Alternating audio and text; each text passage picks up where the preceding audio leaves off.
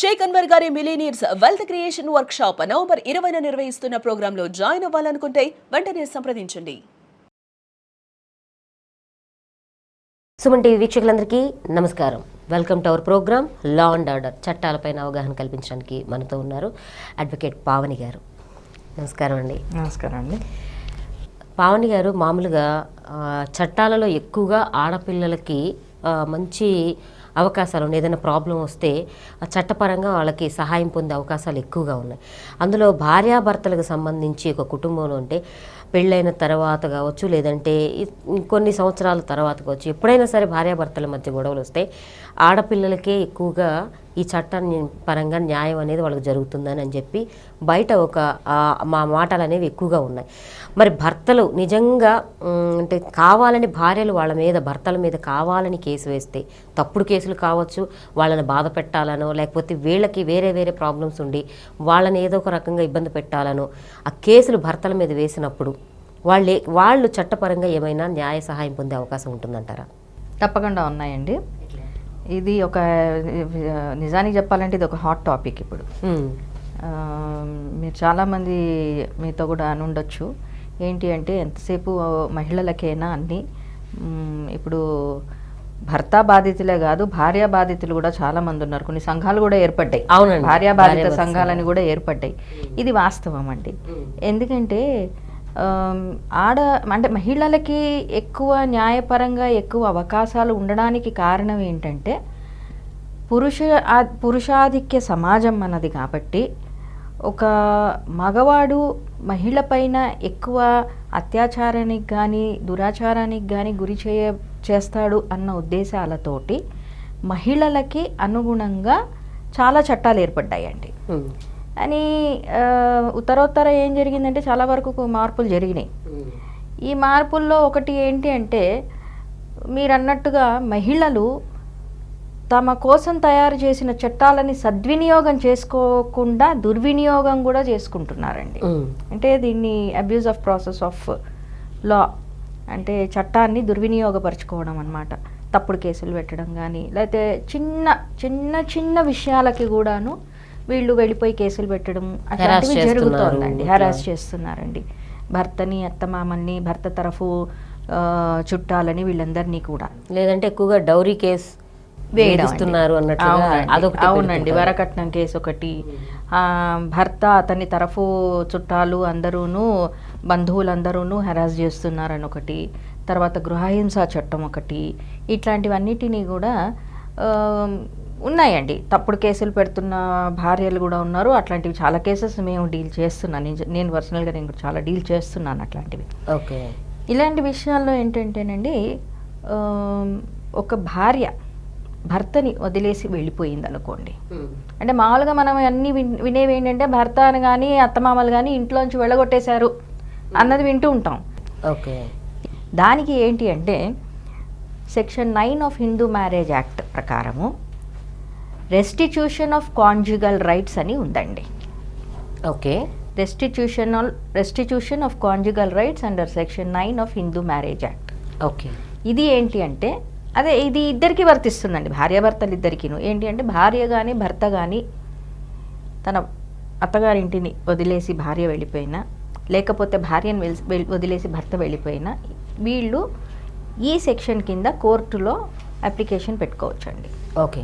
ఇప్పుడు భార్య వదిలేసి వెళ్ళిపోయింది, భర్త కోర్టులో వేసుకోవచ్చు. ఏమని అంటే, నా భార్య తోటి నాకు సో అండ్ సో నాడు పెళ్ళయింది, ఇలా ఉంది, ఈ పరిస్థితుల్లో తను నాకు చెప్పకుండా నన్ను వదిలేసి వెళ్ళిపోయింది, రమ్మంటే రావట్లేదు, నేను వెళ్ళి తీసుకొస్తానన్నా రావట్లేదు, రమ్మన్నా కూడా రావట్లేదు. ఈ పరిస్థితుల్లో కోర్టు వారు నా భార్యని వచ్చి నా ఇంటికి వచ్చి నాతో కాపురం చేయమని డైరెక్ట్ చేయండి, ఆర్డర్స్ పాస్ చేయండి అని అడగడానికి ఒకటి ఉంటుందండి. అంటే జనరల్గా మనం ఏమంటూ ఉంటామంటే, నా భర్త నన్ను వెళ్ళగొట్టేశాడు, నన్ను ఇంట్లోకి రానివ్వట్లేదు అని. లేదు అని అంటే, నా భార్య వదిలేసి వెళ్ళిపోయింది, రమ్మంటే రావట్లేదు, ఏం చేయాలి నేను అని అనుకుంటూ ఉంటారు. అలాంటి వాళ్ళకి ఫస్ట్ ఇది ఒక సొల్యూషన్ అండి. ఇది అయిపోయిందండి. ఈ తర్వాత ఒకవేళ భార్య భర్త పైన 498A IPC క్రింద, అంటే harassment by husband and his relatives, ఆ సెక్షన్ 498 ఐపీసీ కింద భర్త తల్లిదండ్రుల మీద, ఇతర బంధువుల మీద ఒక కేసు, దాంతోపాటు డౌరీ ప్రొహిబిషన్ యాక్ట్ కింద వరకట్నం వేధింపుల ఒక కేసు, ఇవి గనక వేసి దీంతో పాటు డొమెస్టిక్ వైలెన్స్ యాక్ట్ అంటే గృహహింసా చట్టం కింద కేసు, మళ్ళీ సెక్షన్ 25 ఆఫ్ సిఆర్పిసిలో మెయింటెనెన్స్కి కేసు, ఇవన్నీ వేయడానికి ఆస్కారం ఉంటుందండి మహిళకి. ఓకే. భర్తకి అగెయిన్స్ట్గా అతని బంధువులు, వాళ్ళ తల్లిదండ్రుల మీద అంటే అత్తమామల పైన ఇలా వేసుకునే పరిస్థితిలో భర్త ఎలా డిఫెండ్ చేసుకోవాలి, ఓకే, ఇది చాలా ఇంపార్టెంట్ అయిపోయిందండి ఇవాళ రోజున. ఎందుకంటే చాలా కేసుల్లో ఏం చేస్తున్నారంటే భార్య చిన్న మాట పట్టింపుకి అమ్మగారింటికి వెళ్ళిపోవడం, అక్కడ తల్లిదండ్రులే కావచ్చు, చుట్టుపక్కల వాళ్ళే కావచ్చు, లేకపోతే తనకి తనే కానీ నన్ను అంటాడా, నన్ను అలా చేస్తాడా, నేను ఇది అనుకుంటూ చిన్న చిన్న గొడవలకి కేసులు పెట్టేసుకోవడం, కాపురాలు కూల్ చేసుకోవడం, ఇట్లాంటివి చాలా జరుగుతున్నాయి. ఇలాంటప్పుడు ఏంటంటే భర్తకి ఏంటి ఉంది అవకాశం, ఏదైనా మనస్పర్ధలు వచ్చి భార్యాభర్తల మధ్య గొడవలు అవుతున్నాయి, ఈ అమ్మాయి ఇలాంటివి తప్పుడు కేసులు పెట్టే అవకాశం ఉంది అన్నది గనక భర్త గ్రహించగలిగి బయటపడికితే పోలీస్ కంప్లైంట్ ఒకటి లాడ్జ్ చేయాలండి ఫస్ట్. ఓకే, నాకు నా భార్యకి పెళ్లి జరిగింది, మేము ఇలా కాపురం చేస్తున్నాం, ఈరోజు ఇక్కడ ఫలానా చోటు ఉంటున్నాము, పిల్లలు ఉంటే పిల్లల గురించి, ఈ వైవాహిక జీవితంలో తన ప్రవర్తన ఇలా ఉంది, తను నా మీద, నా తల్లిదండ్రుల మీద, ఇతర బంధువుల మీద తప్పుడు కేసు పెట్టే అవకాశం ఉంది, ఈ అమ్మాయి వల్ల నాకు థ్రెట్ ఉంది అంటూ ఒక పోలీస్ కంప్లైంట్ అతను లాడ్జ్ చేయగలగాలి. ఇది చేయడం వల్ల ఏంటంటే ఇది ఒక షీల్డ్ లాగా అయిపోతుంది అతనికి.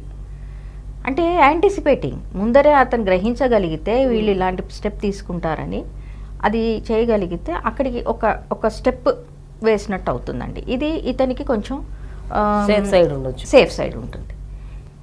ఇది వేసిన తర్వాత, ఇది కంప్లైంట్ ఇచ్చిన తర్వాత ఒకవేళ భార్య అతని మీద కేసులు పెడితే, నేను ఆ రోజు కంప్లైంట్ ఇచ్చాను, నా భార్య ఇలా నా పైన తప్పుడు కేసులు పెట్టే అవకాశం ఉందని, అదే నేను ఊహించినదే నిజమైంది, వాళ్ళ తప్పుడు కేసు పెట్టింది, ఇది తన ప్రాబ్లం, అది నేను తనకి ప్రాబ్లం చేయట్లేదు, తనే నన్ను హరాస్ చేస్తోంది అన్నది ఇతను గనక ఎస్టాబ్లిష్ చేసుకోగలిగితే అరెస్ట్ లాంటివి కానీ తర్వాత కేసులో ఇతను బయటపడటానికి కానీ చాలా ఈజీ అవుతుంది. ఓకే, అది ఒక పద్ధతి అన్నమాట.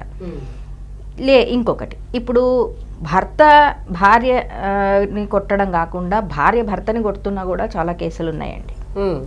అలాంటప్పుడు ఏంటంటే మనకి ఐపీసీలో సెక్షన్స్ ఉన్నాయండి, హర్ట్, గ్రీవియస్ హర్ట్ అని సెక్షన్ 323. ఈ సెక్షన్స్ కింద సదరు భార్య మీద భర్త కేసు పెట్టొచ్చండి. అంటే మామూలుగా తెలిసింది ఏంటంటే భార్య మాత్రమే భర్త మీద కేసు పెట్టొచ్చు అని, అలా కాకుండా ఒకవేళ భార్య భర్తని కొడుతున్నా, హింసిస్తున్నా భర్త కేసు పెట్టొచ్చు. Okay. Section 506 criminal intimidation, threat చేస్తుంటే ఈ అమ్మాయి ఏ విధంగానా కానీ పోలీస్ స్టేషన్లో కేసు తీసుకుంటారండి తప్పకుండా. ఒకవేళ ఈ అమ్మాయి అతన్ని భయపెడుతుంటే, థ్రెటనింగ్ చేస్తుంటే 506 కింద, లేదు నిన్ను చంపేస్తాను అని అంటే 506 Part 2 కింద సదరు భర్త భార్య మీద కేసు పెట్టొచ్చు, ప్రొవైడెడ్ ఏదన్నా సాక్ష్యం ఉండగలగాలి. ఇప్పుడు నలుగురి మధ్యలో కనుక తను తిట్టింది అనుకోండి, అది మళ్ళీ డిఫమేషన్ కింద కూడా తీసుకోవచ్చు. అంటే భార్య భర్తను తిట్టకూడదు అది ఇది లేదండి. ఇప్పుడు నలుగురి మధ్య భర్తని భార్య ఏదైనా ఒక వల్గర్ లాంగ్వేజ్ యూజ్ చేసి తిట్టింది అనుకోండి, ఖచ్చితంగా అతను పరువు పోయినట్టే కదా. అవునండి. సో ఇది క్రుయాలిటీ అన్నమాట. అంటే భర్త మీద భార్య చేస్తున్న పైశాచికత్వం, ఇట్ కమ్స్ అండర్ క్రుయాలిటీ. అందుకని దాని మీద కూడా ఇతను కేసు పెట్టచ్చు, డిఫమేషన్, క్రిమినల్ డిఫమేషన్ వేయొచ్చు. నా పరువు పోయింది, నలుగురు మధ్యలో నా భార్య నన్ను ఇలా అనింది, నేను అది కాకపోయినా నన్ను ఇలా అనింది అని చెప్పి వేయొచ్చు. కొంతమంది కేసుల్లో ఏం చేస్తారంటే ఇంపార్టెంట్ అని చెప్పేసి కూడా భర్తని చాలా నీచంగా మాట్లాడే పరిస్థితులు కూడా ఉన్నాయి. అలాంటి కేసు కూడా మేము చేస్తున్నాం ఆల్రెడీ. అలాంటప్పుడు కూడా ఈ సదరు భర్త భార్య మీద డిఫమేషన్ కేసు వేయొచ్చండి. ఓకే. సో ఇది ఒక స్టేజ్ అండి. తర్వాత మీకు డొమెస్టిక్ వైలెన్స్ కేసెస్ పెడతారండి జనరల్గా, అందులో చాలా రకాలుగా ఉన్నాయి. ఇందులో గనక భర్త ప్రూవ్ చేసుకోగలిగితే, హరాస్ చేసింది నేను కాదు భార్య అని ప్రూవ్ చేసుకోగలిగితే కేసు నిలబడదండి. ఓకే, అంటే అట్లా చేసుకోవడానికి అవకాశాలు ఉన్నాయండి. ఇప్పుడు కావాలని ఏదో తప్పుడు కేసు పెట్టిందనుకోండి భార్య, భర్త దగ్గర ఏదో ఒకటి ప్రూఫ్ అనేది ఉంటుంది కదా, పక్కన వాళ్ళు మాట్లాడడమో చెప్పడమో ఏదో. అంటే ఇతను ఎంత బాగా చూసుకున్నా కూడా భార్య తప్పుడు కేసు పెట్టింది, నాకు మెయింటెనెన్స్ ఇవ్వట్లేదు, నాకు తిండి పెట్టట్లేదు అన్న అట్లాంటివన్నీ ఎలిగేషన్స్ పెడుతూ కేసు వేస్తారండి జనరల్గా. అంటే ఇది డొమెస్టిక్ వైలెన్స్ కేసులో ఎక్కువ ఏంటంటే మానిటరీ రిలీఫ్ తొందరగా వస్తుందని చెప్పేసి. అలాంటప్పుడు ఏంటి అని అంటే, ఈ భర్త ప్రూవ్ చేసుకోగలిగాడు అనుకోండి కేసు నిలబడదండి. ఏ కేసు అయినా అంతే, ఎవరైనా ప్రూవ్ చేసుకోవాల్సిందే. ఎవరు భార్య వేసినా భర్త వేసినా ప్రూవ్ చేసుకుంటేనే కేసు నిలబడేది సాక్ష్యాధారాల పైన. ఇంకొకటి ఏంటంటే మెయింటెనెన్స్, 125 CRPC కింద మెయింటెనెన్స్ కేసు సపరేట్ ఒకటి వేసుకుంటారండి. అది వేసుకున్నప్పుడు ఒక్కవేళ భార్య ఎటువంటి రీజన్ లేకుండా భర్తని వదిలేసి వెళ్ళిపోయి మళ్ళీ తిరిగి వచ్చి కాపురం చేయటానికి ఒప్పుకోకపోతే మెయింటెనెన్స్ ఇచ్చే అవసరం లేదండి. ఇలా కూడా ఉంటుంది, ఖచ్చితంగా ఉందండి. అంటే అవసరం లేదు. అంటే ఈ మధ్య కాలంలో ఏంటంటే ఎవరికైనా సరే ఆడపిల్లలు అనేటప్పటికి అందరికీ సానుభూతి ఉంటుంది, సపోర్ట్ వస్తుంది. అవునండి. మగవాళ్ళు ఏడుస్తున్నారంటే కూడా మన సమాజంలో మగాళ్ళు ఏడ్చేది నమ్మొద్దు అనేది ఒక మాట అంటుంటారు. ప్లస్ వాళ్ళు ఏదైనా బాధపడుతుంటే కూడా వాళ్ళు బయటికి చెప్పుకోలేరు, సమాజంలో వాళ్ళని తక్కువ చేసి చూస్తారేమోననే ఆలోచనలు ఉంటాయి.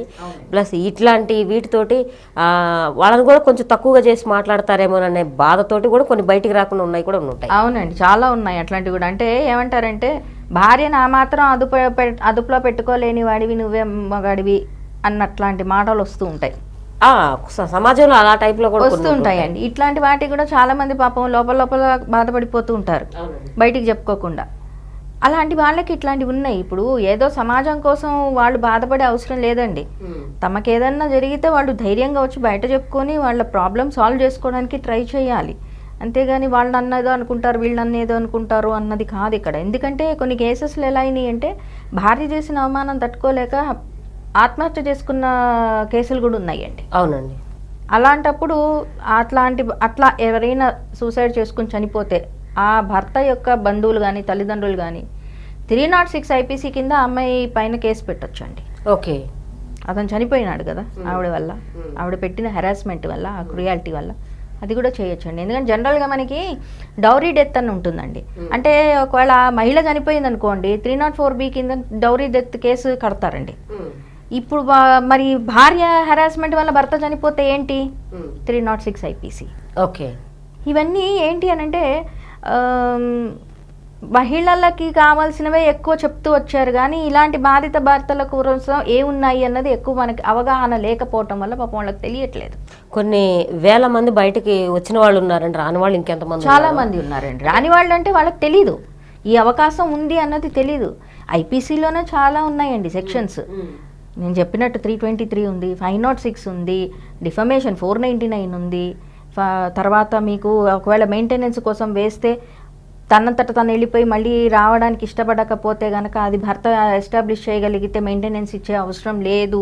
డొమెస్టిక్ వైలెన్స్ కేసెస్లో ముందర ఏదైనా ఇంటరిమ్ ఆర్డర్స్ పాస్ చేసినా కూడా ఫైనల్ కేసు అన్నది ఎప్పుడు ఇంపార్టెంట్ అండి మనకి. ఫైనల్ కేసులో ఇతని మీద ఇట్లాంటి ఎలిగేషన్స్ ఏవైతే పెట్టి ఉంటారో అవన్నీ కూడాను అతను చెప్పుకోగలిగితే ఖచ్చితంగా ఏవి నిలబడవండి. సో ఇది ఖచ్చితంగా భార్యాబాధిత భర్తలు కూడా వీటిని అవగాహన రావాలి వాళ్ళకి. వాళ్ళు కూడా న్యాయపరంగా చట్టపరంగా వాళ్ళకున్న అవకాశాలని సద్వినియోగం చేసుకోవాలని నా ఉద్దేశం. చాలా మంచి విషయం తెలియజేశారండి. ఎందుకంటే చాలామంది సఫర్ అవుతుంటారు, ఇళ్లలో కనిపించని టార్చర్ అనుభవించే మగవాళ్ళు కూడా ఉన్నారు, భర్తలు ఉన్నారు. వాళ్ళకి ఏంటంటే బయటకు వచ్చి చెప్పుకుంటే సమాజంలో తక్కువగా చూస్తారేమో అనేది ఆలోచన కొంత ఉండొచ్చు, లేదా చట్టాలపైన అవగాహన తక్కువ ఉండొచ్చు. కానీ ఇప్పుడు మీలాంటి వాళ్ళు చెప్పడం వలన వాళ్ళకు కూడా కొంచెం ధైర్యం వచ్చే అవకాశం ఉంటుందండి. ఎందుకంటే భార్య తరపున వాళ్ళు, కుటుంబ సభ్యులందరూ వీళ్ళని ఏమైనా చేస్తారేమోనని భయం కూడా కొంతమందిలో ఉండిపోతుంది. సో ఇలాంటి వాళ్ళందరికీ చట్టాల వల్ల కాస్తంత వాళ్ళకి ఉపశమనం కావచ్చు, లేదంటే వాళ్ళ కేసుల నుంచి బయటపడే అవకాశాలన్నా ఉంటాయి. చట్టపరంగా వాళ్ళకి ఒక మంచి అవకాశాలు ఇవి. అవునండి. థ్యాంక్ యూ అండి, థ్యాంక్ యూ సో మచ్. విన్నారు కదండి, బాధిత భర్తలు ఎవరైనా సరే భార్యల మీద ఎటువంటి కేసులు వేసుకోవచ్చో, న్యాయపరంగా చట్టపరంగా ఎలాంటి సహాయం పొందొచ్చో మనకి లాయర్ పావని గారు తెలియజేశారు కదండి. ఈ వీడియో కూడా మీకు నచ్చుతుందని ఆశిస్తూ మళ్ళీ లా అండ్ ఆర్డర్ ప్రోగ్రాంలో కలుసుకుందాం. నమస్తే.